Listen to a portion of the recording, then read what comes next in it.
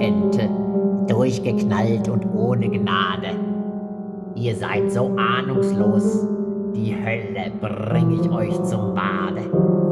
Ich kacke euch ins Wasser rein und knabbere fest am Schnielwutz. Mit meinem harten Schnabel dann mach ich euch den Frühjahrsputz. In alle Höhlen, Falten, Ritzen werde ich den Schnabel spitzen. Und ist ein Loch mal gar zu klein, geh ich mit ner Feder rein.